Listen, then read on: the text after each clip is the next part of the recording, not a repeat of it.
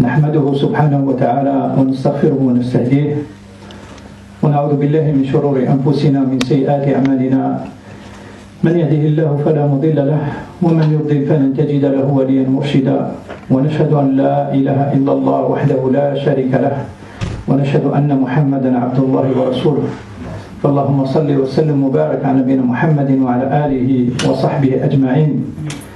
أما بعد إخوة الإيمان، نسأل الله تبارك وتعالى أن يجعل جمعنا هذا جمعا مرحوما وتفرقنا من بعده تفرقا معصوما ولا يدع فينا ولا معنا شقيا ولا محروما.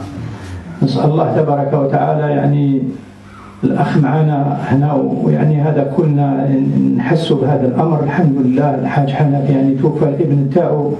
نسأل الله تبارك وتعالى أن يرزقهم الصبر والسلوان وأن يرحمه برحمته ويثبته عند السؤال. ونسأل الله تبارك وتعالى أن يوسع مدخله ويسر له أموره كلها ويتقبله. اللهم يرحمه يا ربي وارحم موتى المسلمين. والله يا إخوة الإيمان يعني نسأل الله تبارك وتعالى كما قال الرسول صلى الله عليه وسلم لأم سلمة: قل اللهم آجرني في مصيبتي، اللهم آجرهم في مصيبتهم واخلف لهم خيرا منها إن شاء الله. هذه يا رب العالمين. أما بعد إخوة الإيمان، إن شاء الله نكمل الدرس ولا بالأحرى يعني نعاود نطرق للدرس يعني لأن يعني كنا تكلمنا في حديثين، حديث يعني في فضل حلقة ذكر، والحديث الثاني كنا تكلمنا على خلق الجنة والنار، كيف الله سبحانه وتعالى بعث جبريل عليه السلام.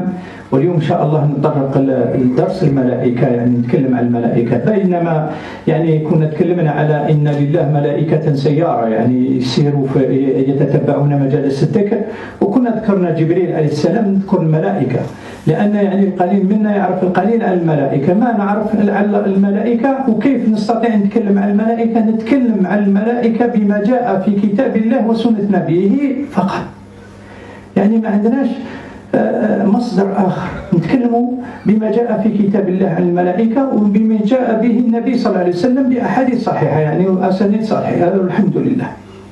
في هذا السياق يعني عندما نتكلم الملائكة نتكلم أول شيء هو الإيمان بهم. الإيمان بالملائكة واجب لأنه شرط من شروط الإيمان. شرط من شروط الإيمان. شروط الإيمان هي 6: أن تؤمن بالله، ثاني أن تؤمن بالله وملائكته وكتبه ورسله واليوم الآخر خيره وشره. هذا هو الإيمان، هذا هما شروط الإيمان. يعني الشرط الثاني من الإيمان بعد الإيمان بالله تبارك وتعالى أن تؤمن بالملائكة، ولا يكتمل إيمان أحد إلا وإيمانه بالملائكة. نؤمن بالملائكة كما جاءنا في شروط الإيمان عن طريق النبي صلى الله عليه وسلم وعن طريق حديث جبريل عليه السلام وعن طريق الله سبحانه وتعالى يعني في سورة البقرة في آخر آيتين من سورة البقرة. هذه هي: آمن الرسول بما أنزل إليه من ربه والمؤمنون كلهم آمن بالله وملائكته وكتبه ورسله إلى آخره. فهذا إخوة الإيمان هو الإيمان بالملائكة أول نقطة. يعني le premier point qu'on va يعني dans lequel je m'excuse, je suis un peu يعني والله الحمد لله c'est le premier point auquel on va parler aujourd'hui, c'est les anges, parce qu'on a cité les deux hadiths auparavant. La semaine passée, on a parlé du hadith où Allah dispose d'anges qui circulent à la recherche des assemblées de rappel, et on a cité le hadith de Jibril alayhi salam qui a été voir le paradis et l'enfer et que Allah l'a envoyé pour les regarder et ce qu'il en a été. Et dans ce sens, du moment qu'on a parlé des anges, on va parler des anges d'une manière générale d'après le livre d'Allah tabaraka wa ta'ala, le Coran, et la sunna de son messager Muhammad sallallahu alayhi wa sallam. Il y a beaucoup de versets et il y a beaucoup de sunna qui nous a été transmise dans ce sens, et on va parler à travers ça, ni plus ni moins, alhamdulillah. La première des choses, quand on parle des anges, il faudrait savoir que le fait de croire aux anges, c'est une des conditions de la foi. Parce que les conditions de la foi sont en nombre de 6, c'est de croire en Allah, de croire en ses anges, en ses livres, en ses messagers, et de croire au jour dernier, et de croire au destin, qu'il soit bon ou mauvais. Donc c'est les 6 points, c'est les 6 conditions de la foi. Alors, donc la deuxième condition, juste après le fait de croire en Allah, c'est de croire aux anges. C'est Allah qui les a créés, et celui qui ne croit pas aux anges, sa foi n'est pas complète, voire inexistante. Donc on peut dire ça parce qu'il ne remplit pas toutes les conditions de la foi. هذا فيما يخص يعني الإيمان بالملائكة. ثم يعني الإنسان يصدر في باله كيف من ماذا خلقوا الملائكة. احنا نعلم كلنا أن يعني آدم عليه السلام خلق من تراب. آدم خلق من تراب من طين لازب، جاء في آيات كثيرة وكلنا نعرفها وتعلمناها من اللي كنا صغار يعني الحمد لله. ولكن مما خلقت الملائكة جاء في حديث صحيح، حديث رواه مسلم عن عائشة رضي الله عنها وأرضاها قالت قال رسول الله صلى الله عليه وسلم خلقت الملائكة من نور. نعم، خلقت الملائكة من نور، وخلق الجان من مارج من نار، وخلق آدم مما ذكر لكم. يعني هذا هو حديث النبي صلى الله عليه وسلم. نشوف يعني في حديث النبي إن يخبرنا أن الملائكة خلقت من نور. احنا شوف لو كان الإنسان يتمعن في هذا الأمر يشوف أن الجان خلق من مارج من نار، والمارج من النار إخوة الإيمان هي النار اللي ما فيهاش الدخان، يعني هذا ما جاء في التفاسير بصفة عامة. والإنسان خلق من طين، خلق من تراب، وقيل أن يعني قبض من كل أنواع التراب، من الأصفر والأسود والأحمر والأبيض إلى آخره، ومزج هذا التراب وخلق به آدم. فنشوف يعني أن يعني خلق آدم وخلق الجان، لأن الشيطان من الجان، هذا ذكر الله سبحانه وتعالى إلى إبليس كان من الجن ففسق عن أمر ربه. يعني هو نفس خلق هذا الشيطان إبليس، نفس خلق للجان، والجان منهم المسلمون ومنا القاسطون ومنا غير ذلك. يعني كما احنا كما هما جنس مثل الجنس، ولكن المادة تتغير. ولكن لو كان ننظر بصفة عامة نشوف باللي هذا التراب هذا تقدر تعزله في شيء. لو كان تديروا يعني داخل مكان وين تتسد عليه بالحديد ولا بالحديد الصلب ولا بالكبلار ولا ما تقدرش تصل له وهو ما يوصلش ليك. كذلك النار إخوة الإيمان، النار لو كان الإنسان يعني راه درك يخدموا هذاك الكبلار، يعني يخدموا به الفرن الكبير تلحق درجة عالية 900 درجة و1000 درجة وإلى غير هذا، ولكن هذا النار ما تخرجش، يعني تبقى تقدر تحصرها إلا النور. النور لا يحصر، يخترق كل شيء. النور شوف يعني سبحان الله، حتى الجسم تاع الإنسان عندما الإنسان يحب يدير فحص للكبد ولا الرئة ولا القلب ولا باش بالأشعة، وأشعة من النور، يعني باش تشوف يعني سبحان الله النور يخترق كل شيء. هذه هي الله سبحانه وتعالى خلق الملائكة من نور، ما كانش شيء اللي وقفهم.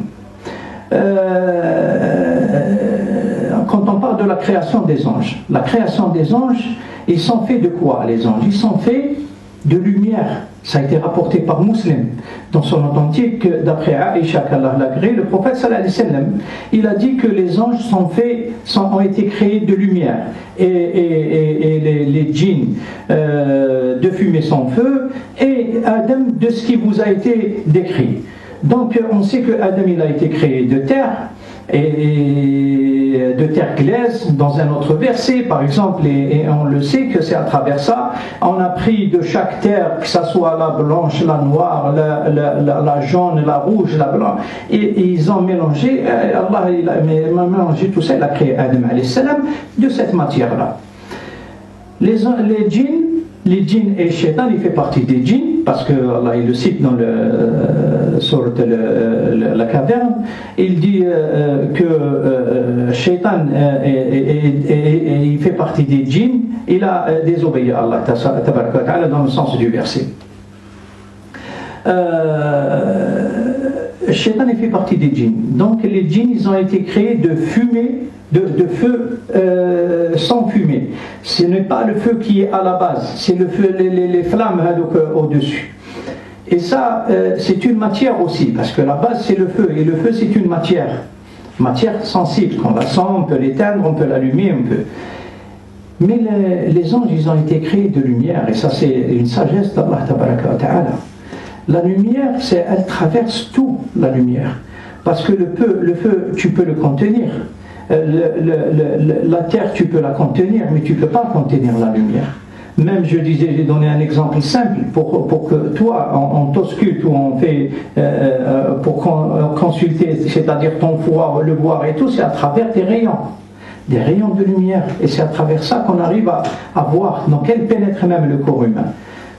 Mais par contre, le feu, tu ne peux pas. Si tu brûles la personne, ça y est, c'est cramé. La terre non plus. Même on est créé de terre.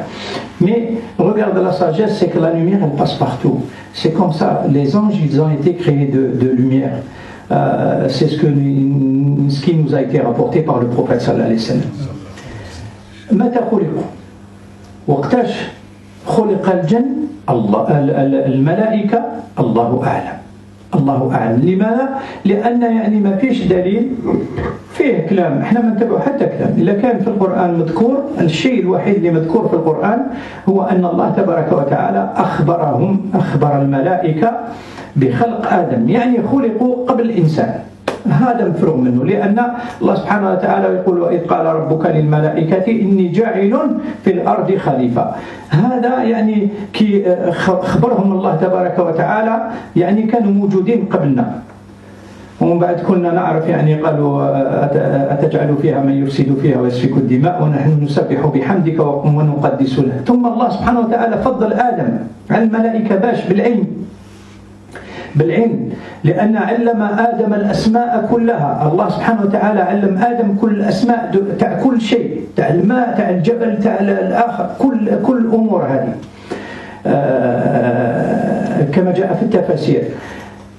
الله فضل آدم بالعلم، لأنه بعد الله سبحانه وتعالى يقول أنبئوني بأسماء هؤلاء إن كنتم صادقين. يعني الملائكة تقول أنتم ما نعرفوا يعني خير من لا أنبئوني. قالوا سبحانك لا علم لنا إلا ما علمتنا. يا ربي ما نعرفوش، ما عندناش علم إلا ما علمتنا أنت. هذا يعني هو فضل.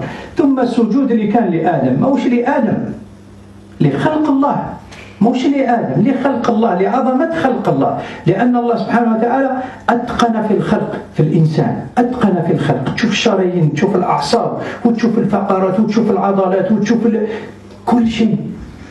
حتى يعني رسول الله صلى الله عليه وسلم 15 قرن يقول يعني يتكلم على الفقرات هذوما، يقول يعني خلق الإنسان يعني من 365 فقرة. ما اكتشفوهاش حتى في العلم الأخير اللي اكتشفها. هذا هو يعني خلق الله، إبداع في الخلق، يعني حاجة عظيمة جدا في خلق الإنسان. شوف كيفاش يعني القلب ما يتوقفش، والعين ما توقفش إلى آخره، ولا كل أمور. وأنت أراك في النوم، ولكن الجسم تاعك مازال الدم يمشي فيه ويغذي فيه وإلى آخره. كل هذه الأمور هذا إعجاز من الله سبحانه وتعالى، ولا يعجز الله على شيء، لا يعجز الله شيئا، يعني هو خالق كل شيء.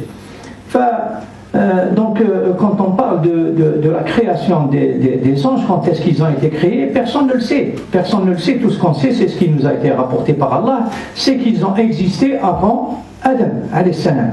Quand Allah nous informe dans Surat al-Baqarah, la vache, il dit que et votre Seigneur a dit aux anges qu'il va créer un vicaire sur terre, yani qu'il va mettre un vicaire sur terre, un khalifa.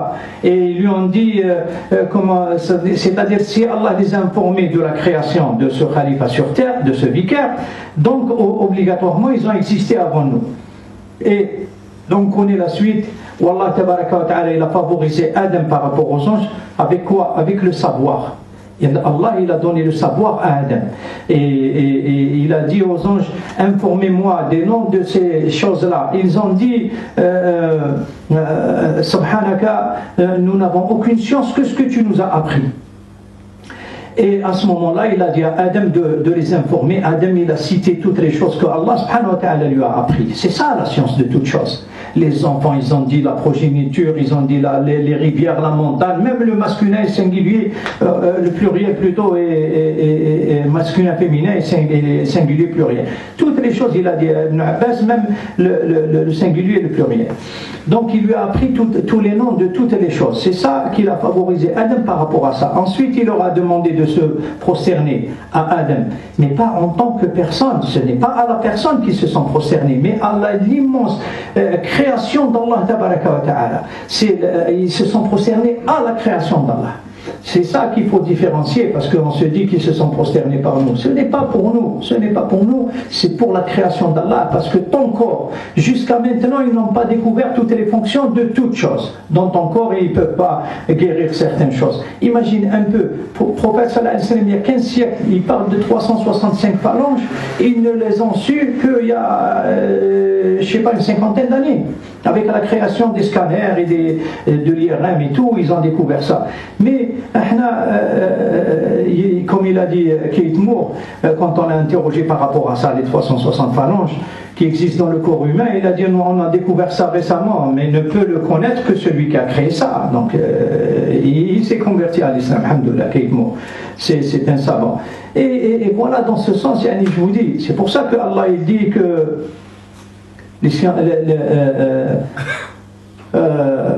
إن الله يخشى عباده العلماء يعني dans le sens où العلماء يخشون الله لأن بفضل العلم تاعهم يلحقوا لدرجة وين يعرفوا باللي الله موجود يعني لا محالة. Il y a dans le sens du verset que Allah il craint les savants, mais en fait la signification réelle c'est que les savants ils craignent Allah parce qu'ils atteignent par leur science un niveau où ils ont la conviction, la certitude de la création, que Allah existe, que c'est lui qui a créé tout ça, parce que toutes ces choses-là ne peuvent pas se créer d'elles-mêmes. Un jour on parlera, Inch'Allah, il y a eu dans ce sens Abi Hanifa, on lui a dit que Allah n'existe pas, il leur a trouvé une astuce pour leur montrer qu'Allah existe. Il leur a dit j'étais empêché de venir vers vous parce qu'il y avait une rivière et que l'eau a monté et ils lui ont dit mais comment tu as fait pour traverser? Il leur a dit les arbres se sont coupés toutes seules, ils ont construit une barque et ils m'ont permis de traverser. Mon Dieu, les arbres vont se couper toutes seules avant. Elles ont été créées toutes seules, vous vous dites. Et vous ne voulez pas qu'elles ne se fabriquent pas une barque toute seule? Oui, si elles ont été créées toutes seules, il leur a dit, donc elles peuvent fabriquer une barque, c'est tout. C'est dans ce sens. Les anges, pour revenir à notre sujet, alhamdoulilah, se sont prosternés à la création d'Allah subhanahu wa ta'ala. خلق الملائكة هذا خلق عظيم. الله سبحانه وتعالى بحكمته وبعلمه خلق الملائكة لأمور كثيرة. بعد ما شفنا أن يعني من ماذا خلقوا ومتى خلقوا يعني قبل الإنسان، كم عدد هذه الملائكة؟ إنسان يتساءل في بعض الأحيان يقول كم عدد هذه الملائكة؟ كاش إنسان عنده عدد؟ لا، الله سبحانه وتعالى ما أخبرنا بذلك ولا رسوله صلى الله عليه وسلم. ولكن الإنسان لو يتمعن فيما جاء في كتاب الله وفي سنة نبيه محمد صلى الله عليه وسلم نشوفوا بلي هذا العدد عدد عظيم. لو كان الإنسان يبدأ يعني غير يحسب في نفسه برك، معك ملكان موكلان بالمتلقيان عن اليمين وعن الشمال، هذا مع كل إنسان تصور ملكان، وعندك معقبات له معقبات من بين يديه ومن خلفه. وقال ابن عباس رضي الله عنه المعقبات هم الملائكة، وقالها علي بن أبي طالب كذلك، المعقبات هم ملائكة. الله سبحانه وتعالى يجعل لك ملائكة، ملك من الأمام وملك من الخلف. يحفظونه من أمر الله. ما معناه يحفظونك من كل شيء، من الحية، من الشيطان، من الجن، من كل، إلا إذا جاء أمر الله يخلوا به سبيله، لأن الله سبحانه وتعالى قدر لك هذا الأمر باش يوصلك. ولكن هذا يعني لو كان تبدأ تحسب إلا هادو راهم 4. والملائكة الكرام الكاتبين هادو اللي راهم عن اليمين وعن الشمال راهم يداولوا عليك في اليوم مرتين. عندك ملائكة الليل وملائكة النهار. ملائكة الليل يجوا من العصر إلى الصبح، وملائكة النهار يجوا من الصبح إلى العصر. أتدرون لماذا الآن يعني قالوا هذه الصلاتين مشهودتين؟ لأنها تكتب لك مرتين. لو كان تصلي العصر في وقته والصبح في وقتها نكتب لك مرتين، تنحسب لك مرتين مش مرة واحدة. لو كان تصلي الظهر يكتبوها الملائكة مرة واحدة. ولكن هذه الصلاة المشهودتين كما قال النبي صلى الله عليه وسلم، لهذا يقول يعني من صلى البردين دخل الجنة. البردين هما صلاة العصر وصلاة الصبح، يعني وين يبرد فيها شوية الحال. كذلك الله سبحانه وتعالى ذكرها، وقرآن الفجر إن قرآن الفجر كان مشهودا. مشهود مرتين. يعني شوف، وفي حديث النبي صلى الله عليه وسلم عن صلاة يعني العصر والصبح يقولهم فيما الله والله أعلم، يعني هو أعلى وأعلم بكل شيء، ولكن يسأل الملائكة ويقول فيما تركتم عبدي، يقولوا تركناه أتيناه وهو يصلي وتركناه وهو يصلي. ولكن الإنسان اللي يكون نايم ولا ناعس وراه الحكم عليه، وش يجاوبوا الملائكة؟ لا يعصون الله فيما أمرهم. وش يجاوبوا؟ كان نايم. شوف يعني الإنسان كي ما يصليش الصلاة في وقتها، شوف ايش راه يضيع. تكتب له يعني، ولكن مشي هذه مشهودتين مرتين. سبحان الله. هذا الإنسان يحرص على هذه الصلاتين لأنهم يعني صلاة عظيمة. هذا يعني إلى الآن رانا حصينا 6 ملائكة ومازال ما كملناش مع إنسان واحد المكلف بالنطفة.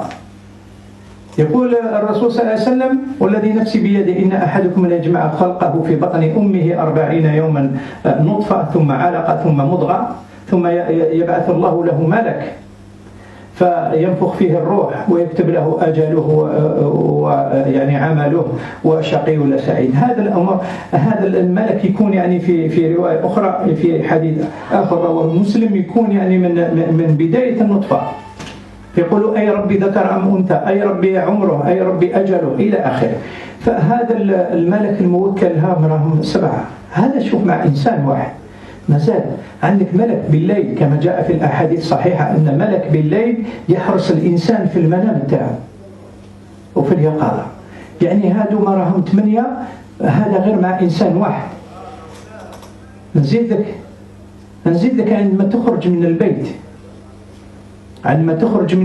قال رسول الله صلى الله عليه وسلم من خرج من بيته إن أحدكم إذا خرج من بيته وقال بسم الله توكلت على الله ولا حول ولا قوة إلا بالله قيل له كفيت وعفيت يعني خلاص راك محمي. ويقول الشيطان هذا باعتراف الشيطان كما في حديث النبي صلى الله عليه وسلم يقول إذا بلي يقول كيف لك برجل قد كوفي وعفي، ما تقدرش خلاص، لأن يعني هذا كل أمور هذا مع إنسان واحد عدد كبير من الملائكة. نضيف أن يعني الرسول صلى الله عليه وسلم قال يعني رفع لي البيت المعمور عندما أعرج به إلى السماء السابعة، رفع له البيت المعمور. بيت معمور هو مثل يعني المكة هنا الكعبة، يعني يطوفوا فيها كل يوم 70,000 من الملائكة يخرجون فلا يعودون أبدا كل يوم. وتصور خلقوا قبل الإنسان، ما بالك هذا العدد؟ رموش اللي خرجوا ما يرجعوش أبدا، كل يوم 70,000 من الملائكة. نزيد لك شيء آخر،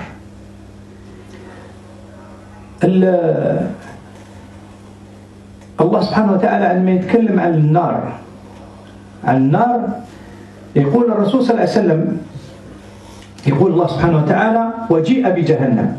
شوف يعني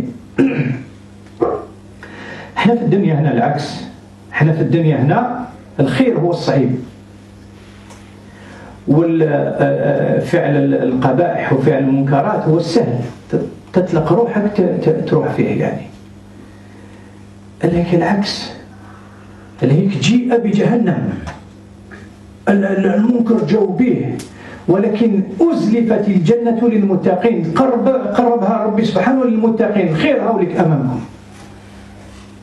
وجيء بجهنم، جهنم يقول الرسول صلى الله عليه وسلم لها 70,000 زمام، 70,000 زمام يعني حبل شيدنا منه، على كل زمام 70,000 من الملائكة.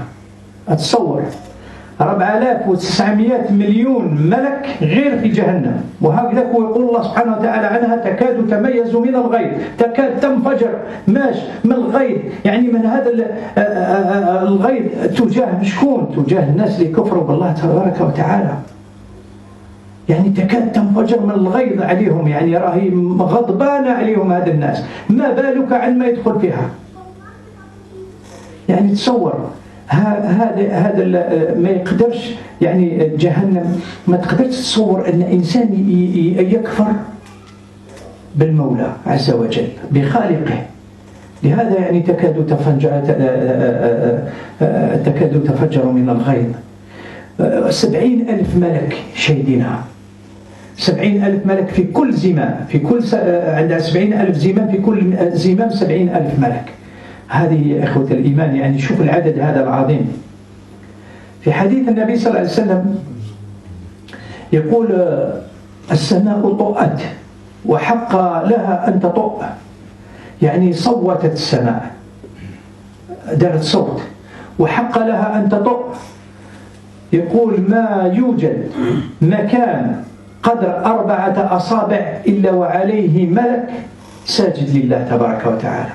هذه السماء، انظر السماوات شحال عراض، وتصور انت ما كانش مكان 4 أصابع إلا وكاين ملك حط راسه ساجد لله تبارك وتعالى. أتصور هذا العدد يعني.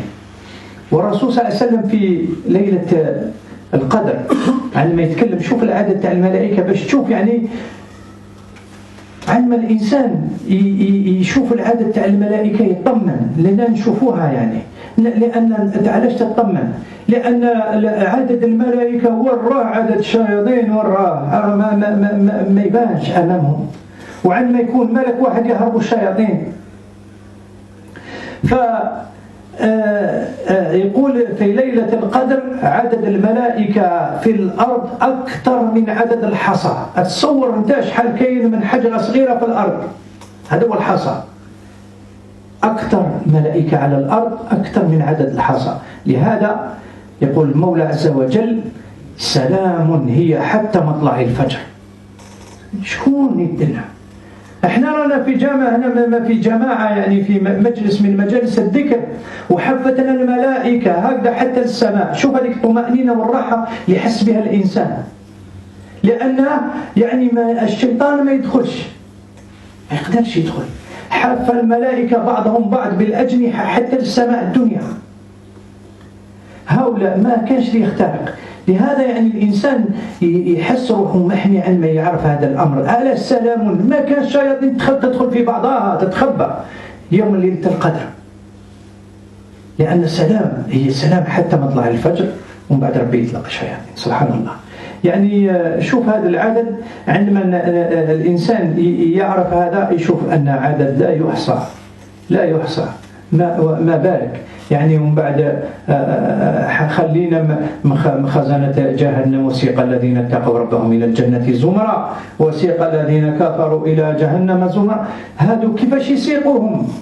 باش يكونوا الملائكة أكثر منهم باش يسيقوهم. يعني سبحان الله. تصور، اللهم لك الحمد. Quand on parle du nombre des anges, pourquoi? Parce que tu peux te poser la question, quel est leur nombre? On ne le sait pas.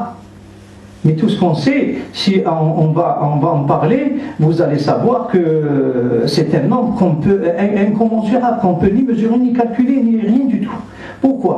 Parce que rien qu'en commençant par la personne lui-même, il a 2 scripts de nobles scribes, de consciencieux, de mutalaqiyan, c'est-à-dire de recueillants, qui inscrivent les hasanat et les mauvaises actions. Déjà avec toi tu as deux, rien qu'avec ça. Ils se relayent, ceux du jour et ceux de la nuit. Ceux de la nuit et ceux du jour, ils se relayent dans deux prières distinctes. C'est les deux prières de prêcheurs, comme l'a dit le prophète sallallahu alayhi wa sallam. Celui qui prie les deux prêcheurs, c'est-à-dire Subh et l'Asr, il rentrera au paradis. Pourquoi? Parce qu'ils sont inscrits deux fois.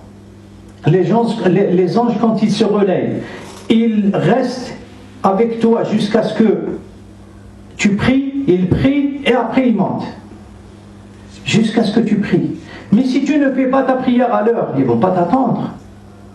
C'est pour cela que c'est important. Allah subhanahu wa ta'ala cite le Coran al-Fajr, c'est-à-dire le Coran de l'Fajr, de l'aube, et témoigner, mashhoud, deux fois. Et c'est pareil pour la prière de l'Asr, comme l'a dit le prophète sallallahu alayhi wa sallam, salatan mashhoudatan.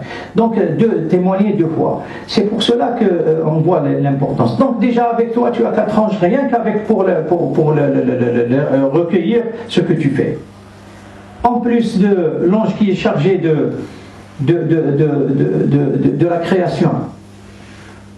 Et depuis la création, depuis la semence, qu'il dit Allah c'est un mâle ou une femelle, Allah c'est ainsi, Allah sa durée de vie, et comme ça il demande à Allah, et celui-là est inscrit ta durée de vie, tes œuvres, tes actions et tout. Et sans compter le mu'aqibat. Mu'aqibat, c'est les deux anges qu'il y a devant toi et derrière toi qu'Allah te met pour te protéger de tout, sauf s'il y a quelque chose qui vient d'Allah, il s'écarte pour laisser passer le destin. Mais ça tu les as. Allah subhanahu wa ta'ala dit lahu mu'aqibatun min bayna yadayhi wa min khalfihi yahfazuna min amrillah. Il a deux anges devant lui, derrière lui, qui le protègent, sauf s'il y a le destin d'Allah. Déjà ça, regarde, on est à 8, on n'a pas encore fini. Il y a l'ange qui te surveille pendant ton sommeil, tel que rapporté par le prophète sallallahu alayhi wa sallam, dans les hadiths. Il y a les anges qui sortent avec toi, qui t'accompagnent lorsque tu sors de chez toi et tu dis Bismillah tawakkaltu Allah wa la hawla wa la quwwata illa billah. On te dira tu as été protégé et couvert, ça y est, là, on ne peut rien faire. Il lui dit, là, le shaitan, comme l'a rapporté le prophète sallallahu alayhi wa sallam, le shaitan il dit à son acolyte, va vers lui, et lui dit non, comment tu vas avoir le dessus sur quelqu'un qui a été protégé? Tu ne peux pas. Parce qu'il a dit, il a placé sa confiance en Allah en sortant de chez lui. Il dit, il n'y a de force et de puissance qu'en Allah. Et sans compter aussi que quand le prophète sallallahu alayhi wa sallam il a fait l'ascension, on lui a présenté la maison peuplée. La maison peuplée, c'est une maison où les anges font le tawaf, c'est comme le Kaaba. Et ils font le tawaf chaque jour, et tout en sachant qu'ils ont été créés avant l'être humain. Chaque jour, il y a 70 000 anges qui rentrent et qui sortent et qui ne reviendront jamais. Le lendemain, c'est d'autres 70 000 anges. Et je te laisse faire le compte si tu peux. Rien que depuis Adam déjà, on n'arrive pas. Et Allah tabaraka wa ta'ala, lorsqu'il a créé l'enfer, il lui a fait 70 brides, comme l'a dit le prophète sallallahu alayhi wa sallam dans le hadith authentique. L'enfer, il a 70 000 brides. 70 000 brides. Avec chaque bride, il y a 70 000 anges. Déjà 4 900 millions d'anges rien qu'avec l'enfer. Imagine un peu. Et le prophète sallallahu alayhi wa sallam, il dit que dans un hadith que le ciel a grondé, où il a gémi. Et il a dit à juste titre, c'est-à-dire qu'il a droit de gémir ou de gronder, parce qu'il a dit qu'il n'y a pas un espace de l'espace de 4 doigts sans qu'il y ait un ange qui a mis sa tête se prosternant à Allah tabaraka wa ta'ala. Et quand on voit autre chose aussi, quand on parle de la nuit du destin, le prophète sallallahu alayhi wa sallam il dit le nombre d'anges sur terre cette nuit-là, il dépasse le nombre de cailloux. Essayez d'imaginer un peu. Il dépasse, c'est pas égal, il dépasse. Alors que les cailloux sur terre, on n'arrive même pas à les compter. C'est pour cela que Allah tabaraka wa ta'ala il dit qu'elle est paix, cette nuit-là. La nuit du destin, elle est paix jusqu'au lever du l'aube. Jusqu'au lever de l'aube. Voilà, quand on a rien qu'à voir certaines choses, on a un aperçu, on a une idée sur le nombre d'anges qui existent. بعدما شفنا العدد يعني تاع الملائكة نشوف الجمال تاعهم، يعني جمال خلق الملائكة. الله سبحانه وتعالى عندي une obsession مع الوقت يعني ça passe tellement vite سبحان الله. الله سبحانه وتعالى عندما يتكلم على جمال الملائكة يتكلم على جبريل عليه السلام، يقول علمه شديد القوة قوي ذو مرة فاستوى. المرة ذو مرة قال عليها ابن عباس رضي الله عنه أنه ذو جمال ذو حسن باهر. يعني الرسول صلى الله عليه وسلم عندما يوصف جبريل عليه السلام يقول يعني أرآه مرتين على صفته الحقيقية. يقول عندما يوصف جبريل عليه السلام يقول له 600 جناح، مع كل جناح يسد الأفق، ويقول يتساقط من أجنحته التهاليل والدر والياقوت إلى آخره. سبحان الله، يعني جمال باهر، الألوان وكل شيء. يعني تشوف هذا الجمال كذلك ذكر الله تبارك وتعالى بعد ما يعني شفنا هنا الله سبحانه وتعالى إذا وصف شيء أعرف اللي الحق هو يقول ذو مرة ذو حسن جمال، ولكن الله سبحانه وتعالى يخلي الناس يعني يوصفوا، لأن يعني هذه في الفطرة أن كل واحد فينا يعلم أن الملائكة على عنهم جمال. لماذا؟ لأن كل واحد فينا عندما يشوف طفل صغير جميل جدا ولا حاجة ولا يقول ملاك إلى آخره. هذه صفة، وهذا ما قالته النسوة في يوسف عليه السلام. أتصور يوسف عليه السلام يعني الله سبحانه وتعالى أعطاه نصف الجمال الموجود في العالم كامل، أعطيه شطر الحسن كما قال الرسول صلى الله عليه وسلم عندما يقول أعرج بي في السماوات، ففي السماء الثالثة وجد يوسف عليه السلام أعطيه شطر الحسن يعني نصف الجمال. أتصور الجمال كامل اللي كاين في الدنيا مقسوم من آدم عليه السلام حتى الآخر إنسان في الأرض، ويوسف عليه السلام وحده خالي نصفه. هذا يعني الإنسان باش يتصور أن النسوة عندما شافته قطعت أيديها بلا ما جبت خبر. يعني لو كان هنا تشوف العذر، النسوة هدروا في الملكة، يعني كيفاش العبيد تاعك تحبيه لهذا الحد، يعني انك في ضلال مبين. ولكن قال هي بحكم العقل خلتهم هما يجوا يشوفوا، قالت اخرج عليهم، اعطتهم كل واحدة فيهم سكين وقالت اخرج عليهم، فاخرج عليهن فقالوا حاشا لله ما هذا بشر إن هذا إلا ملك كريم. شو كيفاش يوصفوا؟ يعني هل هم رأوا الملائكة؟ ما رأوش الملائكة، ولكن يقينا يعلم كل واحد فينا في رأسه أن جمال الملائكة ما وش جمال يعني الناس عادة. لهذا قال حاشا لله، قالوا حاشا لله ما هذا بشر على يوسف عليه السلام، هذا ملك كريم. وجاء في السنة كذلك أن يعني توصف الملائكة بالجمال. جاء في حديث النبي صلى الله عليه وسلم كان هذا جليل بن عبد الله صحابي. جليل بن عبد الله كان الجمال تاعه لا يوصف، يعني جمال عظيم، حتى كان عمر بن الخطاب رضي الله عنه يوصفه، يعني يقول له أنت يوسف هذه الأمة، يعني من حسن الجمال تاعه. هذا جليل.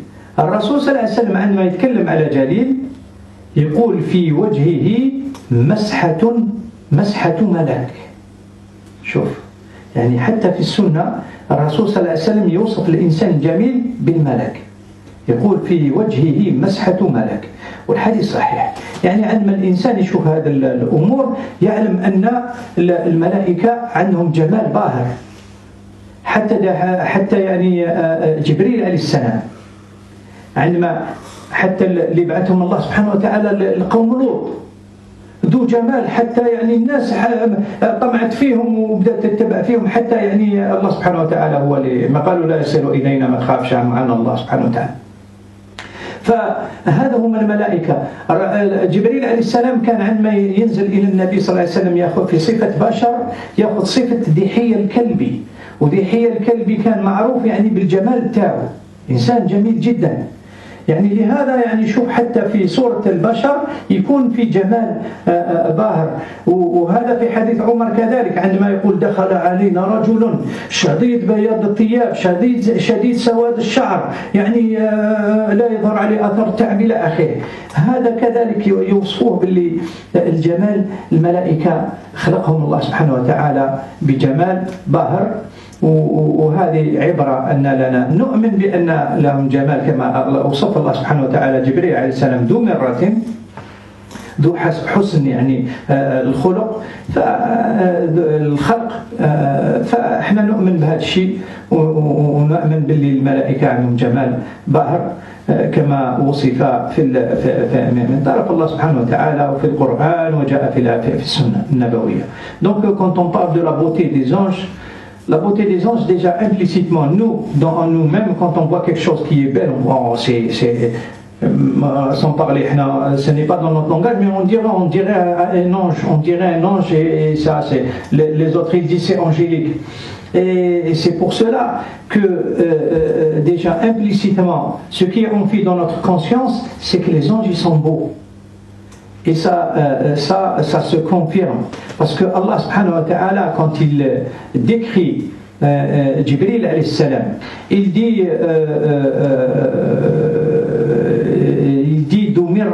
Doumirra, c'est-à-dire d'une beauté, je ne sais pas comment l'expliquer, mais c'est d'une beauté extraordinaire. Ça c'est Allah subhanahu wa ta'ala qui décrit Jibril alayhi salam. Alors c'est venu dans le Coran aussi la description des anges qui sont beaux à travers les femmes qui ont vu Youssef alayhi salam. Quand la femme du roi elle l'a aimé, ils ont dit oh, celle-là, comment elle a aimé pour eux, parce qu'il y avait des classes et tout, ils ne pouvaient pas concevoir qu'on pouvait aimer un esclave pour eux, parce que c'est son esclave à elle. Donc on n'aime pas les esclaves quand on a besoin d'eux, on les utilise mais sans plus, on ne peut pas les aimer. Donc c'est pour cela que elle, par sagesse, elle a agi par sagesse, elle les a invitées, les femmes qui ont parlé, et elle leur a donné un couteau chacune, et elle a dit à Youssef, sors, les voir. Quand elles l'ont vu, et pour comprendre pourquoi elles ont coupé, parce qu'on va se dire, non, tu vois quelqu'un, tu te coupes la main et tu ne sens pas, non, c'est incroyable, c'est impossible. Si c'est possible. Pourquoi? Parce que Allah subhanahu wa ta'ala il a donné à Youssef alayhi salam la moitié de la beauté du monde qui existe. L'autre moitié c'est depuis Adam jusqu'à la dernière personne sur terre. Et on se croit bon en plus. c'est subhanallah. Quand on voit ça, quand on imagine ça, on ne peut pas le voir, mais quand on imagine ça déjà, elles étaient éblouies. Et c'est dans ce sens qu'elles ont dit Hasha lillah, on en préserve Allah. Ça c'est pas un humain, c'est un noble ange. Elles ont dit c'est un noble ange, Malakun Karim. C'est pour cela, parce que dans leur subconscient que la beauté c'est les anges. Et le prophète sallallahu alayhi wa sallam, c'est venu dans la sunna que la beauté des anges à travers l'histoire de quelqu'un qui s'appelle Jalil ibn Abdillah. Jalil ibn Abdillah, il était d'une beauté incroyable au point où Omar ibn Khattab, quand il le décrivait, il lui dit tu es le Youssef de cette nation. Le Youssef de cette nation, pourquoi? Parce qu'il était d'une beauté incroyable et la beauté appartient à Youssef. Donc le prophète sallallahu alayhi wa sallam, qu'est-ce qu'il a dit par rapport à ce Jalil ibn Abdillah? Il a dit il y a dans son visage ce qu'on peut traduire dans le sens des traces d'ange, des traces mashat malak, des traces d'ange, parce que masha hiya al-athar, et des traces d'ange dans son visage, c'est-à-dire que cette beauté-là, c'est la beauté, ça ressemble à la beauté des anges. Ce n'est pas les anges, mais c'est une beauté angélique, si vous voulez, dans un autre sens, signification. Et c'est ça. Et le prophète, sallallahu alayhi wa sallam, quand il recevait Jibril alayhi salam sous une apparence humaine, il prenait une belle apparence au point qu'il ressemblait à Dihya al-Kalbi. Dihya al-Kalbi, c'était une belle personne qui était beau, il était connu pour être beau et bien présentable dans le corps et dans le visage. Il présentait bien. Mais c'est sous cette apparence qui ressemblait Jibril alayhi salam à Dihya al-Kalbi. Pour cela, quand on le voyait avec lui, on disait que c'est le prophète avec Dihya. Il n'y a pas de... Mais même en prenant une apparence humaine, on la prend quand même belle. Et ça, ça a été prouvé dans les gens de Lot. Lorsque les anges sont venus les voir, ils étaient venus, les anges, d'une beauté. C'est une tentation en plus, mais c'est d'une beauté incroyable. C'est pour cela qu'ils étaient tentés, ils ont osé, mais ils lui ont dit à l'autre, ne t'inquiète pas, ils ne peuvent pas nous approcher. Et c'est des anges. Mais on parle de beauté ici. Et c'est dans ce sens que, dans notre subconscient, que la personne, quand elle est belle, on dit que c'est un ange, parce que les anges, ils sont dotés d'une beauté incroyable. Je profite de 2 minutes, je ne sais pas s'il y en a suffisamment de temps, il en reste, normalement c'est Waqt al-Adhan maintenant. Parce que on va parler, quand on parle de la puissance des anges. Mais de la puissance des gens, on va, Inch'Allah, en reparler la semaine prochaine, Inch'Allah, bi'idhnillah, parce qu'il y a beaucoup à dire. Il y a la puissance des anges, il y a le nom des anges, il y a la fonction des anges. Chacun a une fonction bien déterminée. Et dans la puissance des gens, ce qu'on peut dire, il y a Allah subhanahu wa ta'ala في قوة الملائكة في قوة الملائكة وش نذكر يعني الله سبحانه وتعالى يقول يا أيها الذين آمنوا قوا أنفسكم وأهليكم نارا وقودها النار الناس والحجارة عليها ملائكة غلاظ شداد لا يعصون الله ما أمرهم ويفعلون ما يؤمرون. شوف يعني سبحان الله، الله سبحانه وتعالى عندما نتكلم في الملائكة الله يوصفهم، الملائكة غلاظ شداد، هذو غير حراس النار. تصور والله سبحانه وتعالى يقول الحمد لله جاعل الملائكة رسلا ذو أجنحة أولي أجنحة مثنى وثلاث ورباع ويزيد في الخلق ما يشاء. يعني أقل شيء الملائكة عندهم جناحين ثم فما أكثر. فتصور هذه يعني خلق الملائكة. عندما الرسول صلى الله عليه وسلم يعني شاف جبريل بصفته الحقيقية، يقول يعني في الحديث الأول رأيت جبريل وله 600 جناح، كل جناح ساد الأفق، جناح واحد ساد الأفق ما يشوف حتى شيء من بعده. وفي حديث آخر يقول يعني رأيت جبريل منهبطا من السماء سادا بعظم خلقه ما بين السماء والأرض، سادا بعظم خلقه ما بين السماء والأرض، يعني ما كان يشوف حتى شيء إلا جبريل، ما كان نسمع حتى شيء، حاجة اللي ما نقدروش نصوروها حتى. هذا جبريل عليه السلام. لهذا عندما شافوا يعني الشيطان إبليس في معركة بدر نكس على عقبيه، يعني أهرب. والله سبحانه وتعالى يذكر في القرآن يقول وإذ زين لهم الشيطان أعمالهم وقال لا غالب لكم اليوم من الناس وإني جار لكم فلما تراءت الفئتان نكس على عقبيه وقال إني بريء منكم إني أرى ما لا ترون إني أخاف الله والله شديد العقاب. هذا إبليس. أتصور إحنا نخافوا من الشيطان يا عباد الله، نخافوا من الشيطان، والشيطان إذا شاف الملائكة يهرب، أنت ما تهربهمش برك.